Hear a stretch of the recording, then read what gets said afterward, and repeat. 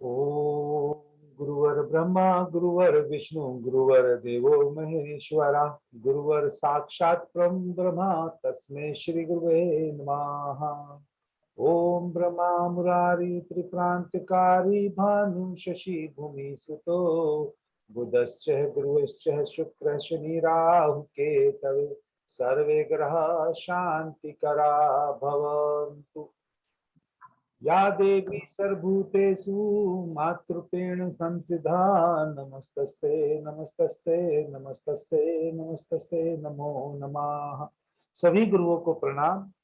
और हमने जो भी आज इस क्लास में सोचा है वो अच्छे से मैं आपको कन्वे करा पाऊँ, समझा पाऊँ और आप लोगों के साथ नॉलेज जो है और विजडम जो है उन दोनों का आदान प्रदान हो, उसके लिए भगवान से प्रार्थना की। नमस्कार सर। नमस्कार मैम। नमस्कार। सॉरी सर, कनेक्ट नहीं हो पा रहा था इसलिए कोई लेट बात हो नहीं गई। मैडम, कोई सॉरी की बात नहीं, हमने पहले कह दिया था मैडम। कभी कभी हमारे साथ भी होता है, कभी आपके साथ भी होगा, ये लाइफ है, ऐसे चलती है।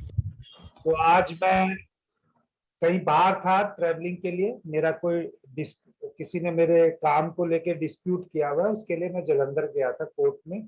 तो 8 दिन था लेकिन कोई काम भी नहीं हुआ, लेकिन मेरा पूरा दिन उसमें चला गया। तो इसलिए मैंने आप लोगों को कहा था कि मैं लेट भेजूंगा, लेकिन मैं टाइम पे आ गया था, तो आपको 6 बजे होपफुली आपको मिल गया था। विदुरा जी, आपको जो भी मेरा लिंक मिलता है उसके अंदर टाइम क्लास का मेंशन होता है। जो भी आपको क्लास में जो लिंक भेजता हूं ना, उसमें लेक्चर का नंबर के साथ नीचे टाइम लिखा होता है। अगर आगे से अगर कहोगे तो मैं अलग से लिख के टाइम भी भेज दूंगा। चलिए, अभी अगर जहां तक मैं करेक्ट हूं, आप लोग 3 क्लासेस का जो है, पहला क्लास को हम सिर्फ इसलिए लेते हैं कि जिसमें हमें अच्छे से ये पता चल जाए किसी के भी चार्ट से, जब चार्ट बना लिया कि 1 5 9 की युति क्या है, 2 की दृष्टि क्या है, 2 नंबर की दृष्टि क्या है और सप्तम दृष्टि क्या है, उसके अलावा 3 11 की दृष्टि क्या है, और जो सबसे कम वेटेज वाली है वो 25% वाली 12वीं दृष्टि किसी ग्रह की क्या है। पहली कक्षा में सिर्फ यही समझाते हैं। मैं उम्मीद करता हूं अगर पहली कक्षा में किसी को भी डाउट हो, क्योंकि अब आगे आगे आज आपका क्लास में देखेंगे कि हमारा एक लेवल बढ़ता चला जाएगा।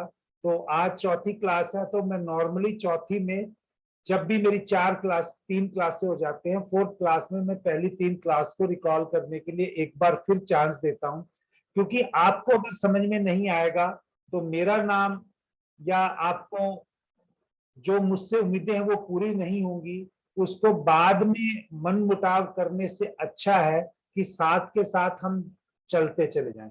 तो इसके अंदर से अगर कोई भी डाउट या कोई भी आपको चीज अभी लग रही है, तो आप पहली कक्षा का जो मैंने बोला है इसके बारे में कोई डाउट है तो पूछ सकते हैं। अगर मैं उम्मीद करता हूं अगर कोई रिप्लाई नहीं आ रहा तो ठीक है। अब चलते हैं दूसरी कक्षा में। जो हमने देखा, हम ये देखते हैं कि जीवन में अगर हमें कोई भी चार्ट मिला, उसकी हमने इंपॉर्टेंस समझनी है और उस इंपॉर्टेंस को हमने केतु से समझा है, केतु से समझना है। उसके साथ साथ हम लाइफ की स्टेजेस को भी कर लेते हैं, या हमारे ग्रह कौन से हमें सपोर्ट करेंगे कि नहीं करेंगे, इस टाइप से भी हम सेकंड लेक्चर में करते हैं। थर्ड लेक्चर में फिर हम राहु से करते हैं, क्योंकि राहु केतु को इंपॉर्टेंस में बहुत ज्यादा देता हूं। और अगर राहु केतु अगर आपको देने पे आ जाए और आपको उनका सहयोग मिल जाए, तो बाकी सारे ग्रह एक तरफ और राहु केतु एक तरफ। तो इसीलिए अगर कोई लोग ये कहते हैं कि जुपिटर की ब्लेसिंग चाहिए, सैटर्न जैसा पराक्रम चाहिए, मैं अपनी जो मैंने खासकर भृगुनंदी नाड़ी में अपना लिंक बनाया है वो इसी बेसिस पे बनाया है कि बाकी तो आपको अच्छा और बुरा रिजल्ट देंगे ही। लोग हमेशा राहु केतु को लोग के बहुत डरते हैं। अगर राहु केतु को ही आपने पहले ठीक कर लिया अपने चार्ट में, तो बाकी और सबकी किसी की जरूरत नहीं पड़ती। तो हो सकता है कि मैंने आपको destiny maker, destiny breaker, destiny modifier ये बताए हूं, नहीं बताए होंगे तो इसके साथ साथ अभी चौथी या पांचवी क्लास में आपको दोबारा से रिपीट हो जाएगा। तो ये मेरे अभी तक 3 ग्रह हैं। रश्मि मैम, यही कंटेंट हुए ना अभी तक 3? कोई यस और? सर। ठीक है, तो यस आज सर। हमारा जो मेन उद्देश्य ये रहेगा कि हम इन सब ग्रहों का एक दोबारा से रिकॉल करके ये जो ग्रह सीखने हैं हमने, ये जुपिटर और सैटर्न के लिए समझने हैं। तो हम ये अब क्लास फाइनली शुरू करने जा रहे हैं। अगर कोई डाउट आएगा तो आप किसी दिन बीच में, कोई हमें दिन लगेगा तो उसको सबको रिकॉल करके एक सेशन के लिए मैं आपको प्रैक्टिकल वे में सैटरडे या संडे में जब मेरे को टाइम होगा, आप सब लोग डिसाइड करेंगे, तो 1 घंटे की क्लास मॉर्निंग में या आफ्टरनून में अगर टाइम अलाउ करेगा सब लोगों का, तो हम उसमें करके कर सकते हैं। इसलिए मैंने आपको रिकॉल करा दिया। अगर आपने अभी तक नहीं उस चीज पे ध्यान दिया है तो आप प्लीज दीजिएगा और इसी वे में उसको करिएगा। अब चलते हैं कर्म सिद्धांत के ऊपर। इसका एक मेरा वीडियो भी मैंने बनाया और दूसरे लोगों को भी कई चीजें बताई हैं। इसमें कर्म सिद्धांत, क्योंकि हम उस एज ग्रुप से गुजर रहे हैं जहां सब अपने कर्म को बहुत अच्छे से समझते हैं, लेकिन फिर भी जो एस्ट्रोलॉजी पढ़ाता है उसको थोड़ा सा उस कर्म के बारे में ये बताना चाहिए कि कर्म तो हम सब कर रहे हैं, लेकिन क्या वो कर्म सिद्धांत के अनुसार कर रहे हैं कि नहीं कर रहे। इस कर्म सिद्धांत के ऊपर आजकल आप देखोगे जैसे कर्मा अलाइनमेंट का कोर्स आ गया या कर्मा अलाइनमेंट टेक्निक आ गई है, या कुछ लोग और इसको ब्लैंक प्रेडिक्शंस के नाम पे कुछ इस तरह से चार्ट में लोगों को बताने की, इंप्रेस करने की कोशिश करते हैं। लेकिन अगर मेरा जो मानना है वो मैं ग्रहों से ही लेता हूँ। चार्ट अगर वो ब्लैंक से अगर मुझे पता भी चल जाएगा, खासकर भृगुनंदी नाड़ी में, तो मुझे भाव तो मैं उसमें लेता ही नहीं। और ब्लैंक चार्ट प्रेडिक्शन है वो सिर्फ भाव की है, तो हमें तो उससे कोई मतलब नहीं है भृगुनंदी नाड़ी में। लेकिन उसी चीज को कर्म सिद्धांत के रूप में हम कैसे भृगुनंदी नाड़ी में देखते हैं, तो ये आपके सामने पूरे के पूरे 7 ग्रहों का लिंक लगा हुआ है। ये इसलिए बता रहा हूं मैं दोबारा, अगर आपको पहले लिखित में नहीं है या मैं नहीं बता पाया, तो इस क्लास के द्वारा आपको ये पता चल जाएगा कि भाई अगर हमारा सूर्य, अगर सूर्य को हम यहाँ पर ले रहे हैं तो सूर्य जो है वो हमारी आत्मा है। ये आवाज शायद मेरी तरफ से ही आ रही है, 1 मिनट में इसको करेक्ट करता हूँ, मेरी अपनी आवाज है।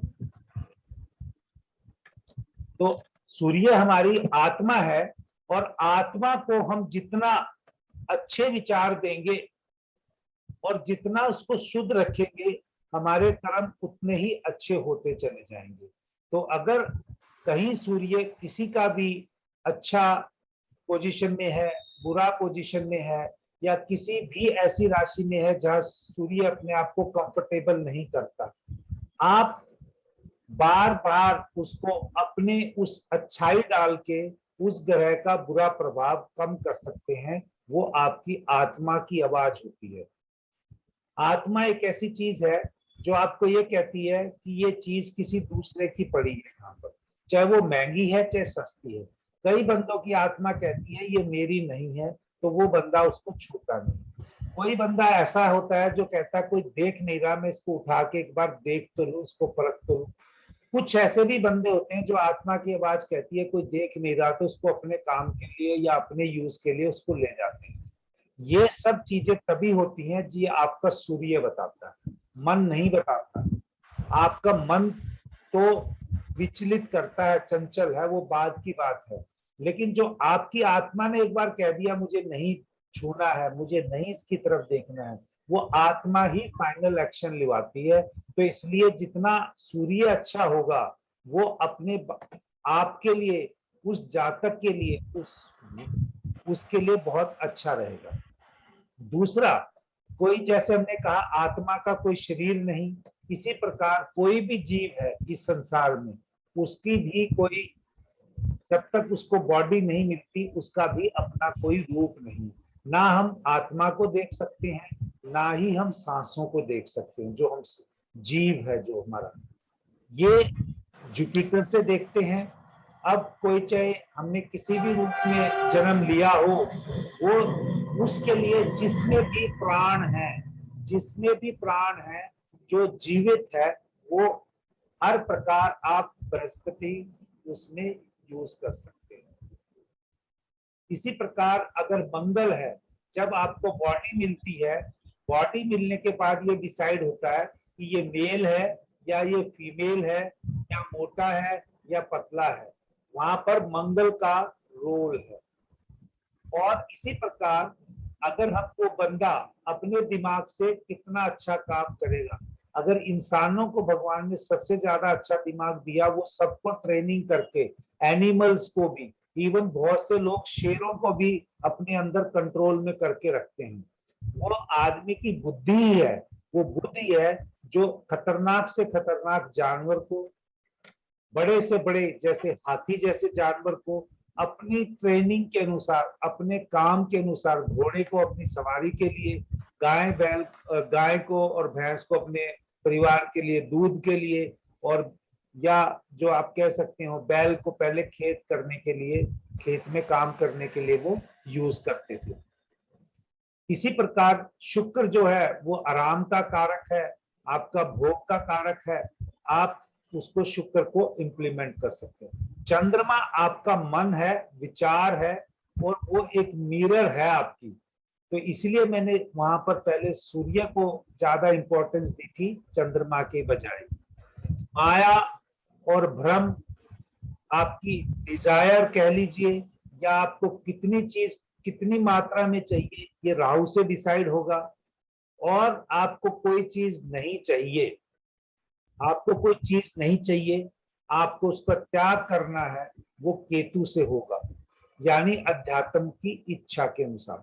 इसी प्रकार इस जीवन में जो कर्म करने हैं, अब वो कर्म कौन से करने हैं, संचित कर्म है, प्रारब्ध कर्म है, आगामी कर्म है, और कहीं पर ये जो आगामी कर्म को है इसको क्रियामान कर्म भी बोलते हैं। तो ये सब चीजें हमारी इन ग्रहों के हिसाब से, कर्म सिद्धांत के हिसाब से चलती हैं। और ये कोई राजेश पढ़ा रहा है या कोई और एस्ट्रोलॉजर पढ़ा रहा है, उसको आपको किसी की बात माननी नहीं माननी वो आपकी इच्छा है, लेकिन जब अपना ये थॉट प्रोसेस आप इसको अपने हिसाब से डेवलप करेंगे, आप देखेंगे कि वैसा ही हो रहा है। तो इसलिए इन ग्रहों का मैंने कारक या जो एक बेसिक रूल बताया है, आप कर्म सिद्धांत अपना खुद का भी डिसाइड कर सकते हैं। बट अगर हमारे को कोई भी चार्ट मिला है, चाहे वो हम वैदिक से देख रहे हैं, चाहे भृगुनंदी नाड़ी से देख रहे हैं, अगर उस चार्ट में कुछ चीजें ऐसी लिखी हैं, ये भोग का ही काम करेगा, यानी इसने आराम और मौज मस्ती ही करनी है, और आप उस बंदे को ये कहो कि भाई मैं इसको सन्यासी बना के ही दम लूंगा, तो मेरे पास तो ऐसी कोई ताकत नहीं है कि मैं उसको, भोग वाले को सन्यासी बना दूं। थोड़ा बहुत 5-10% 15% तक का मैक्सिमम कि बंदा उसको सही रास्ते पे उसकी प्रैक्टिस से बदल सकता है, लेकिन अगर उसकी कुंडली ये कहती है कि इसने भोग करना ही है, वो हर प्रकार का भोग करेगा ही करेगा। अगर उसकी कुंडली कहती है कि इसने आगे चल के चेंज होना है, वो चेंज ही होगा। इसीलिए मैं जुपिटर का प्रोग्रेशन भृगुनंदी नाड़ी में बहुत इंपॉर्टेंट मानता हूं कि जैसे जैसे गुरु प्रोग्रेस करेगा वैसे वैसे उसको रिजल्ट मिलेंगे। मैं आपको एक एग्जांपल दिखाता हूं आगे चलने से पहले। कल का ही ये चार्ट था, मैंने इसका स्टोर नहीं किया, आपको ये चीज बताता हूं कि जिंदगी में कैसे होती है, ताकि आपको पता चल जाए। ये कल मेरा एक नया बैच शुरू हुआ था, उसमें हमारे एक सहयोगी ने आना था लेकिन वो आ नहीं पाए, उसका कारण मैं आपको बताता हूँ कि आपको ये पता चल जाए, जो मैं कह रहा हूं उसकी वैल्यू आपको पता चल जाए।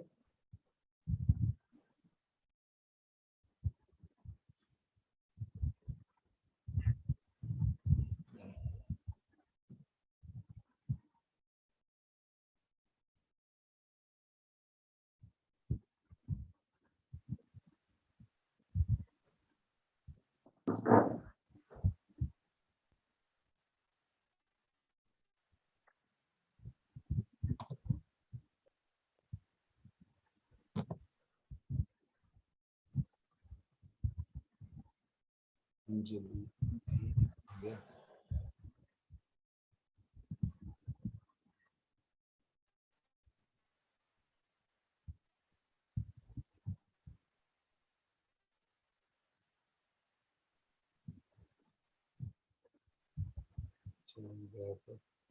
मैं यही करना पड़ेगा लगता है।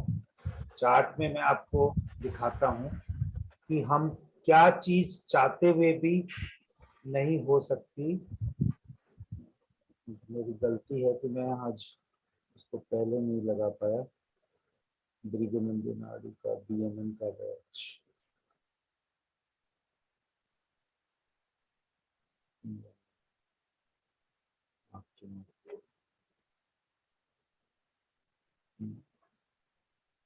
मेल है और